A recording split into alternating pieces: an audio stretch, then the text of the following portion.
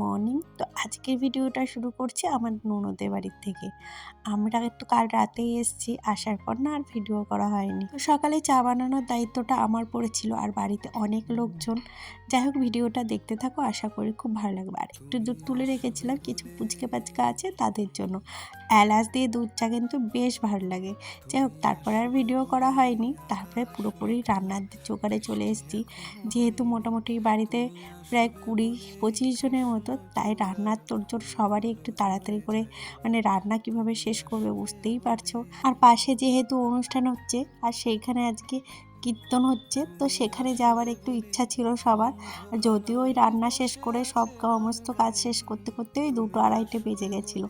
আর এইদিকে আমি এসে না এত আলসেমি হচ্ছে, না ভিডিও ঠিক মতো করছি না অন্য কিছু। যাই হোক, এইদিকে বড়া ভাজার দায়িত্ব আমার পড়েছিল, আর স্ট্যান্ডটা না আনায় ভীষণ অসুবিধা হচ্ছিল ভিডিও ফুটেজ নিতে। আর এদিকে ধনেপাতার মানে বড়া আর বকফুলের বড়াটা আমি ভেজেছিলাম। আর তারপরে অনেক কিছুই রান্না হয়েছিল, কিন্তু সেগুলো আর দেখানো হয়নি তোমাদের। প্রায় 7-8 ভাগের রান্না হয়েছিল, মানে অনেক রান্না হচ্ছিল। প্রথমে পুচকে পাচকাদের খাইয়ে দেওয়া হয়েছিল, তারপরে আমরা উঠোনে এই যে সবাই মিলে বসেছিলাম। এখন এই মোটামুটি বিকাল বিকাল হয়ে গেছে, মানে আমরা একটু গিয়েছিলাম অনুষ্ঠানে, তো সেখানে গিয়ে আর ভিডিও করা হয়নি।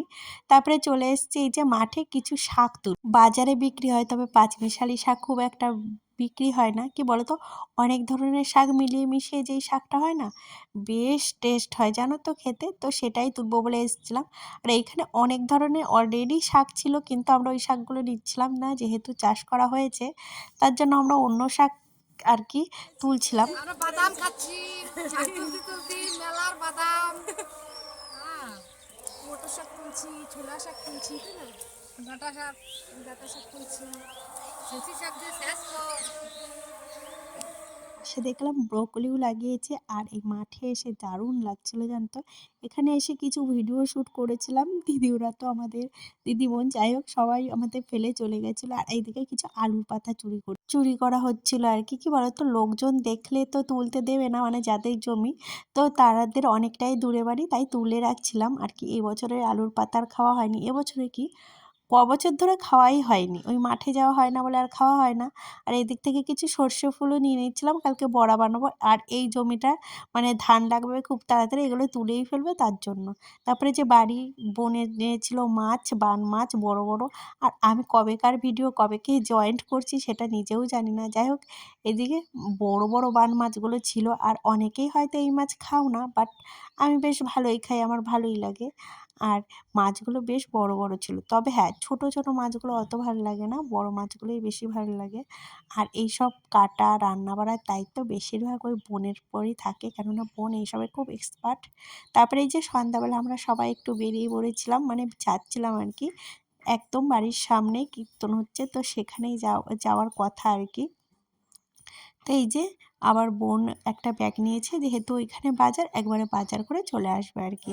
আর এখানে কীর্তনের বেশ ভালোই হচ্ছিল, সবাই দেখছিলাম মানে নাম কীর্তন করছে। আমি ভীষণ ভালোবাসি অতগুলো ঠাকুরের মানে ঠাকুরের নাম করতে, তোমরা বলতে পারো লজ্জা পাই, বাট হ্যাঁ, আমি সত্যিই লজ্জা পাই।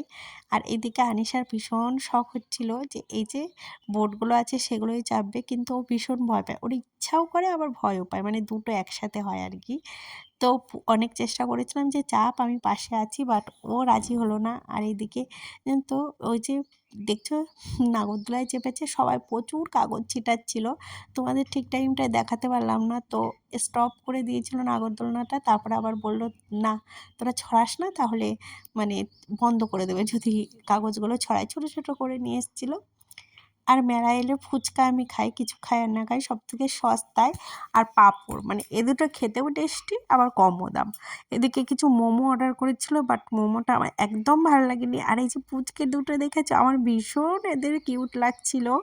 মানে ওরা দুজনে একটু ঠাকুরের নাম করেছিল, লাস্টে যাবার আগে আবার একটু ঠাকুরের নাম করে গেলাম, দেখিয়েও গেলাম তোমাদের। যাই হোক, ভিডিওটা কেমন লাগলো প্লিজ কমেন্ট করে যাইও, আর সবাই একটু পাশে থেকো, কেননা তোমাদের সাপোর্ট আমার ভীষণ ভীষণ প্রয়োজন।